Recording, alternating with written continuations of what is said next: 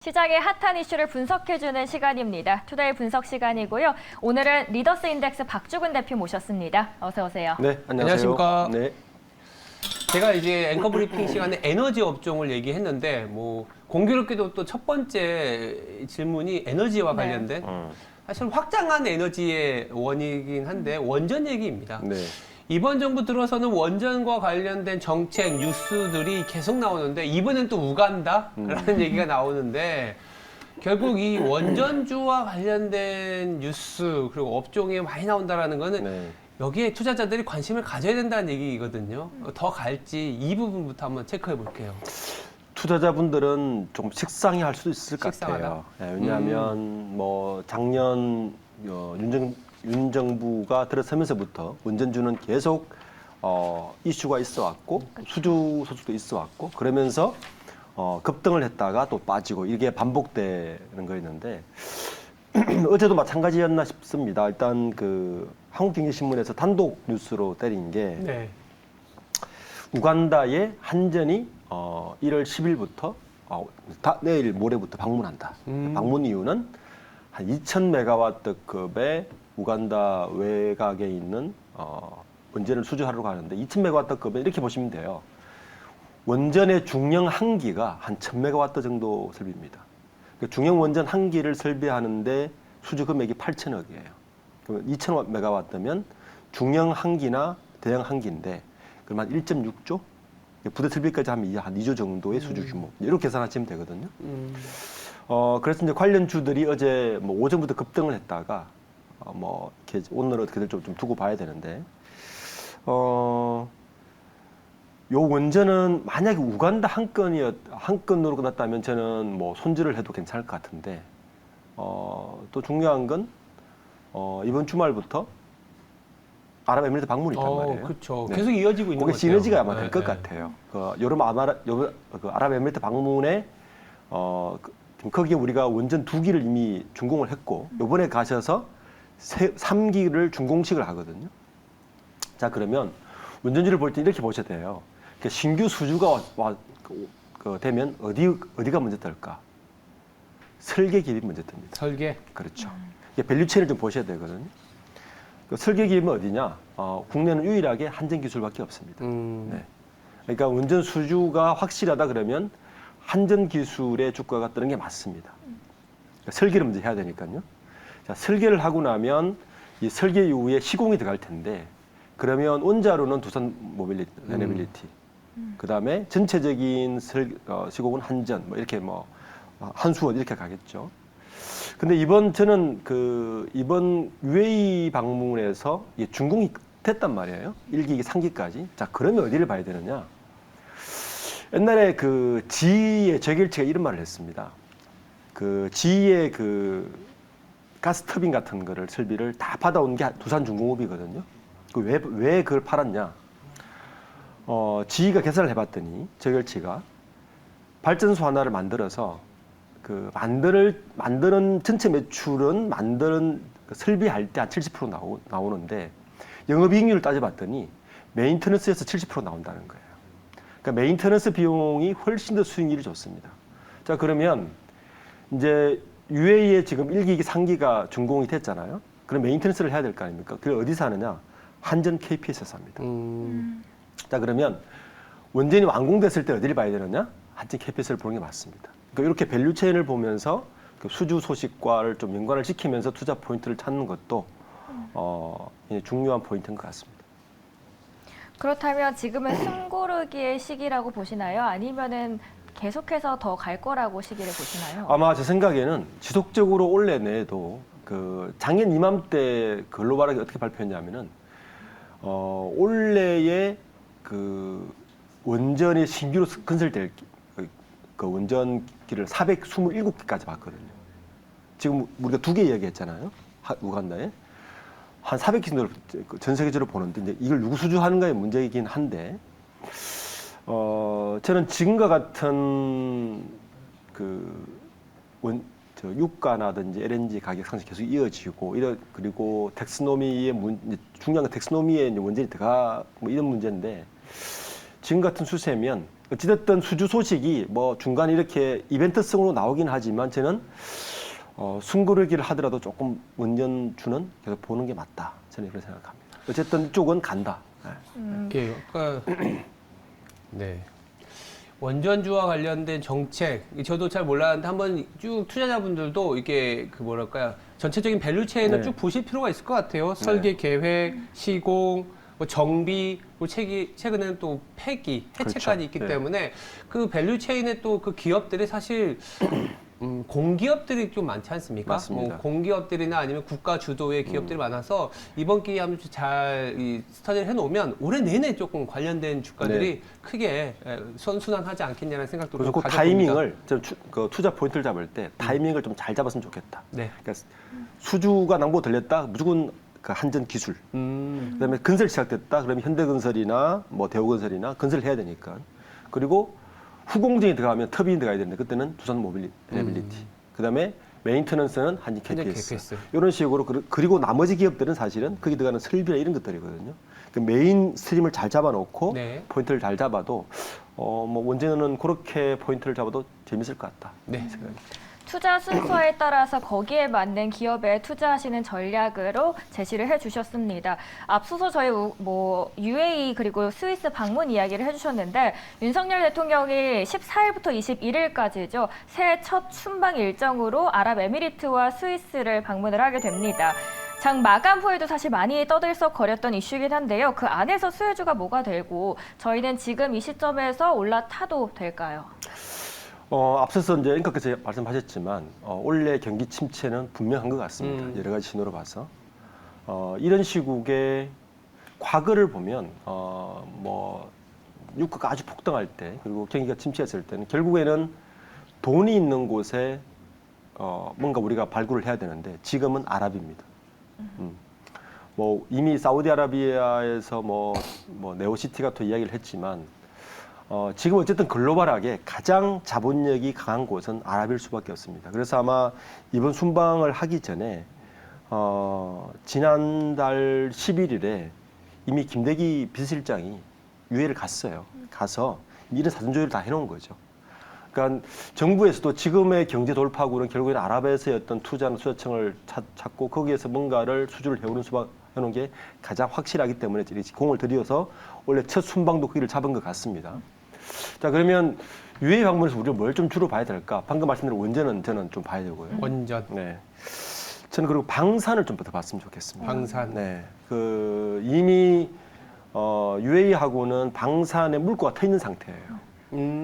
예전에요? 예전에 터 있는 상태예요. 뭐 이미 그 KF21 뭐 그 건축이 이미 등산인 상태고. 그래서 지금 같은 추세면 아랍 쪽의 방산도 꽤 괜찮을 것 같다. 방산도 좀 주목했으면 좋겠고. 그리고 이제 에너지 쪽인데, 아까 말씀하셨던 에너지 쪽도 지금 UAE 쪽에서 어쨌든 이 탈석유를 어떻게 할 것인가에 대한 고민이 아주 많거든요. 거기에 대한 풍력이라든지 이런 에너지 쪽, 태양광 에너지 쪽도 좀 이번 방문에 좀 관심을 가져볼 만한 테마다. 저는 생각하고, 이번에 한 100여 명이 따라가요. 사절단이. 이재용 회장도 지난달에 가지고 이번에 또 가는데 이재용 회장이 지난달에 갔을 때는 네트워크 설비 장비에 대해서 굉장히 세일즈를 많이 하셨어요. 네, 그러니까 인프라 시설에 대한 데 들어갈 때 국내의 대기업들이 어떻게 들어갈 것인가도 이번에 아마 중요한 포인트가 될 겁니다. 이런 포인트로 이런 방문을 좀 봐도 좀 재밌지 않을까 하는 생각이 듭니다. 결국은 뭐 앞서 저희가 우간다에서의 어떤 원전 얘기 나오는 부분들하고도 일맥상통한 네. 정부 정책 그리고 정부의 어떤 방향성이 명확해지는 거라는 네. 얘기를 저는 할 수 있을 것 같아요.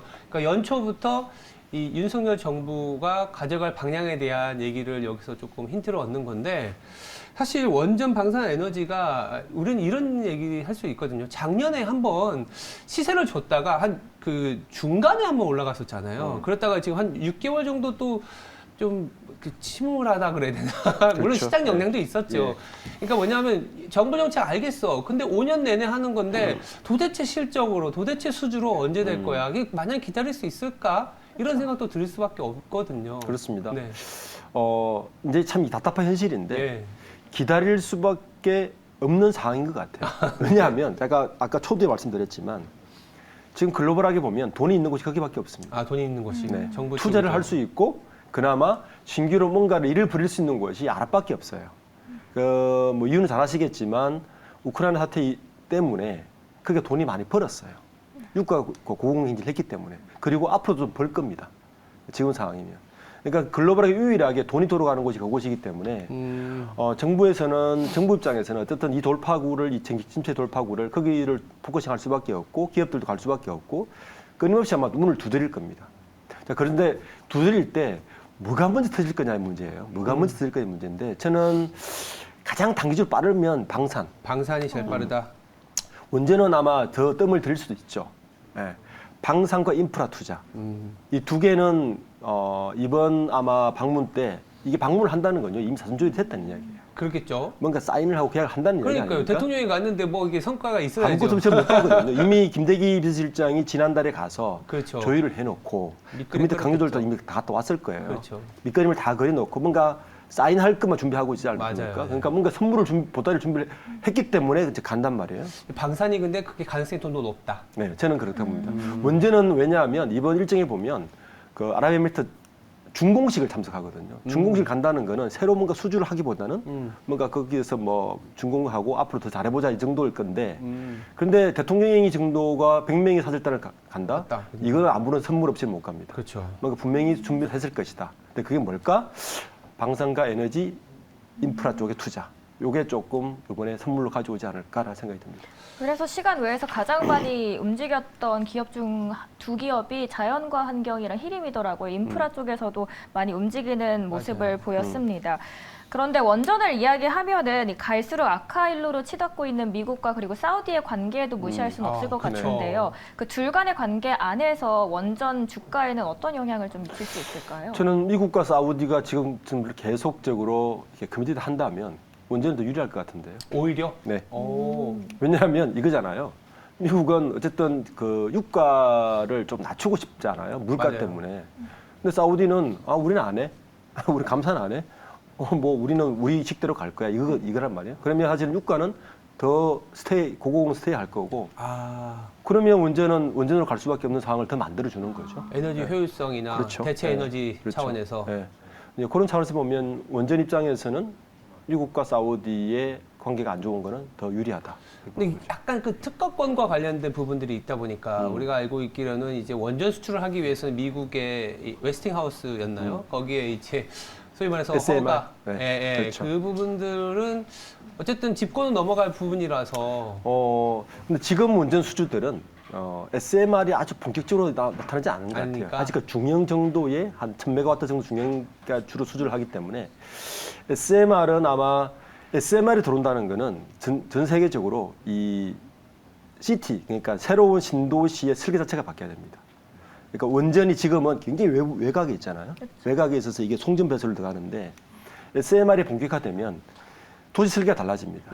도시 근처에 들어올 수 있거든요. 그렇죠. 예, 어느 정도 안전이 보장되기 때문에 이제 그런 설계까지 받쳐주는 거라서 그거는 조금 더 멀리 봐야 되는 적이 그런 아닐까. 측면에서라도 아까 말씀하신 것처럼 방산 인프라가 더 빠르게 저는 더 왜냐면 빠를 수는 그게 작년 있을 것 같아요. 재작년에 오일을 통해서 이제 오일 머니가 그럼요. 많이 쌓여 있기 때문에 네. 그 국방과 인프라를 깔려는 중동 쪽의 움직임이 조금 더 구체적으로 더 빠르게 올 것이다. 네. 저도 조금 설득력이 있는 것 같습니다.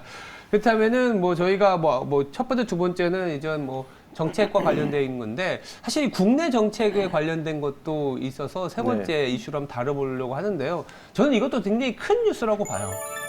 그리고 사실 대표님 또 주력 분야지 않습니까? 네. 이게 자사주 매입 후 소각 의무화. 이게 왜 이 주력 분야라고 말씀드렸냐면 이 지배구조하고도 관련이 있었어요. 자사주 네, 매입이. 맞습니다. 그러니까 우리나라 같은 경우 미국은 자사주를 매입하면 무조건 소각을 해야 됩니다. 소위 말해서 자사주를 매입했다가 나중에 어떤 지배구조 개편이라든지 대주주가 어떠한 어떤 행사를 할 때 한 편법으로 이용되었던 게 사실이었거든요. 꼼수였죠. 네, 네. 꼼수가 있었기 때문에 이 금융위에서의 검토, 의무화 추진은 우리나라의 디스카운트 해소에 결정적인 네. 트리거가 될 거라는 생각도 저는 드는데 한번 이거 확대 해석하는 건지도 좀 저는 조심스럽고 어떻게 보세요? 그냥 우리나라 자본시장이 좀 성숙하려면 사실 반드시 필요해요. 맞아요. 이게 자사주, 그러니까 기업들이 그 주주들을 위해서 베풀 수 있는 건 딱 두 가지밖에 없습니다. 물론 기업 가치를 높이는 게 제일 중요하지만 그거 외에 배당하고 그쵸. 자사주 소각밖에 없어요. 그렇죠. 미국이나 유럽은 자사주 소각을 상당히 많이 하죠. 그렇죠. 이번에 얼라인 파트너스가 그 우리나라 금융기업들을 향해서 굉장히 쓴소리를 많이 하고 있지 않습니까? 네. 자사주 좀 소각해라. 배당 좀 많이 해라. 왜 자사주 소각하지 않느냐? 실제 신한지주가 작년에 한번 자사주를 한번 소각을 했죠. 예. 그렇지만 사실 우리나라 은행들은 정말 자사주를 소각해서 돌려줘야 되거든요. 근데 요번에 발표된 정책을 보면 자사주를 매입하면 무조건 소각하라는 얘기입니다. 근데 지금까지는 이 소각을 왜 안 했느냐? 방금 말씀하신 것처럼 꼼수로 부를 수 있습니다. 왜냐하면 자사주를 일단 매입을 해요. 그러면 외국인은 사라집니다. 자사주는. 그럼 왜 매입하지? 대부분 기업들은 인적 분할을 해서 다시 올리면 이 자사주가 외국인을 부활을 해요. 맞아요. 그러면 누가 유리하냐? 경영권을 가진 오너가 유리해집니다. 바로 요 대목 때문에 국내 많은 대기업들이 정말 많이 사용했어요. 자사주의 그 부활을 지켜서 외국인 부활을 지켜서 경영권을 또 확보하는 차원으로 실제로는 삼성전자도 자사주를 꽤 많이 가지고 있어요. 삼성전자도 자사주를 계속 매입할 때 계속 시장은 의심 눈치를 보냈습니다. 이재용 회장이 삼성전자를 인적 분할해서 저거 경영권 확보하려고 하는 거 아니야? 라고 의심을 보냈고 SK도 마찬가지였고요. 상당히 많은 기업이 이 꼼수를 많이 사용해왔기 때문에 시장은 자사주를 매입할 때마다 사실은 자사주 매입한다는 건 굉장히 선한 의도인데 그렇죠.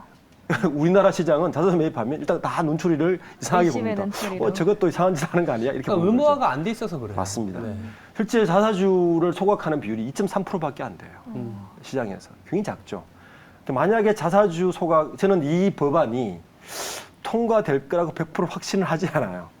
금융위원회에서 왜냐하면 이 법안이 언제부터 주무르기 시작했냐면 2015년부터 주무르기 시작했어요. 오래된 거네요. 네, 네. 7년 동안 주물렀어요. 근데 기득권 이제 대주주나 이쪽에서 계속 반대를 한 거죠, 사실. 그렇죠. 그래서 이게 이제 그때부터 자사주 의무 소각, 신주 배정, 자사주 소각했으면 신주 배정을 금지시키는 거, 그 다음에 배정된 신주의 의결권 제한, 이런 것까지 다 9개를 이미 계속 발의를 했는데 통과가 안 됐거든요. 이번에 다시 이제 디스카운트 때문에 올렸는데 만약에 통과된다면 저는 가장 수혜를 보는 주는 일단 저는 금융 쪽일 것 같아요. 금융주. 네. 금융주는 지금도 많은 그 공격적인 주주들은 자사주 소각해라. 너무 낮다. 돌려주는 게 너무 작다. 배당도 작다. 왜냐하면 우리나라 금융주는 배당도 마음대로 못해요. 정부에서 하라면 하고 맞아요. 상한선 정해놓고 그냥 웃기는 거예요. 지금처럼 이자 소득이 굉장할 거 아닙니까? 맞습니다. 지금 금리가 이렇게 오르는데 아마 원래는 제가 볼 때 금융기업들은 두 가지를 굉장히 할 것 같은데 이렇게 돈을 많이 벌면 일단 명퇴를 많이 시킬 거고 네. 지금도 명퇴 엄청 들어오죠. 많이 나오죠. 그리고 배당을 할 수밖에 없는 상황이 되는데 만약에 이게 자사주 소각이 법안이 통과됐다. 그러면 금융 쪽에는 저는 굉장히 높은 수익을 얻을 수 있을 것 같아요. 특히 은행주. 그래서 은행주를 만약에 이 테마가 실행이 된다면 저는 가장 먼저 은행주를 봐라. 굉장히 이득이 될 것이다라고 예상하고 있습니다. 은행주 맞습니다. 근데 사실 은행주가 우리나라 디스카운트가 되는 여러 요인 중에 하나가 이 배당에 대해서 당국에서 조금 자제를 요청했었던 게 있었는데 최근에 좀 분위기 좀 바뀌고 있는 것 같아요. 분위기 바뀌고 예. 저는 만약에 지금처럼 경기 침체가 굉장히 조금 더 이렇게 스테이하고 한다면 정부 당국에서도 은행의 배당을 막지는 못할 겁니다. 왜냐하면 자본은 풀어야 되거든요. 그러니까요. 그러니까 이 법안과 만약 그 분위기에 같이 간다면 은행주들은 이 많은 수익을 어떻게든 풀어야 될 겁니다. 그래서 거기 관심이 있다면 은행주를 이 법안을 좀 모니터링 하시다가 은행주를 바라보는 것도 중요한 투자 포인트다. 자, 그러면 가장 수혜를 받을 수 있는 쪽은 금융주 쪽이다라고 이야기를 해주셨습니다. 그렇다면 그 다음 스텝은 어느 쪽의 섹터가 될까요? 오히려 반대급부가 생길 수도 있어요. 그러니까 자사주를 통해서 인적 분할하고 이런 식으로 경영권을 하려고 했던 기업들은 못하겠죠. 못하죠. 네. 근데 그런 기업들은 좀 다르게 보는 시각도 중요합니다. 그런 자사주 보유가 많은 기업들을 좀 쭉 한번 보는 것도 재밌을 것 같아요. 그럼 아마 다른 액션을 취할 수밖에 없을 거예요. 이제 그런 것도 좀 투자할 때 그게 그래서 저는 아까 이제 확대 해석이라고 얘기를 드렸던 게 확대 해석할 만한 이슈거든요. 네, 우리나라 그럼요. 전체적인 밸류에이션이 딱 레벨업이 되는 거라서 되게 중요한 이슈입니다. 네, 아까 제가 사실은. 뭐 2,450 말씀드렸는데 그게 아니라 200포인트, 300포인트가 단방에 올라갈 수 단방에 있어요. 올라갈 수 있어요. 물론 근데 그러다 보니까 뭐랄까요, 정책적으로 그리고 법률적으로 이게 사실은 조금 어려운 부분이 있어서 근데 조금 풀어나가는 건 금융주부터라는 거는 저도 약간 현실성은 좀 있어 보이는 네. 그런 정책이지 않겠냐 생각은 들고 있습니다. 그럼 관련해서 증권사에서도 관련 리포트들이 많이 쏟아질 거라고 생각하시나요? 아마 그럴걸요. 이게 아마 자본시장에서 굉장히 중요한 이슈입니다. 맞아요. 우리나라 자본시장 말씀하신 것처럼 저는 한 최소한 자본시장 전체가 한 10% 이상은 디스카운트가 사라질 거다, 올라갈 거다 정도 보고 있거든요. 이게 통과된다면 특히 우리나라 같은 자본시장 형태에서는 이 자사주 매각이 의무화된다. 굉장한 저는 파급 효과가 있을 거라고 봅니다. 그렇죠. 네. 근데 이 7년간 끌어왔던 거라서 그러게요. 오늘 얘기가 나왔다는 자체는 긍정적이긴 하지만 또 어떻게 될지는 좀 보긴 봐야겠네요. 네. 그렇습니다. 통과되는지 여부는 계속해서 지켜보시면 좋겠습니다. 저희 오늘 시작에서 주목해 볼 수 있는 원전 그리고 UA 관련된 이야기 이슈 다뤄봤고요. 그리고 금통위 안에서 자사주 매입 소각 이슈까지 다뤄드렸습니다. 지금까지 리더스 인덱스 박주근 대표 함께했습니다. 감사합니다. 네, 고맙습니다. 감사합니다.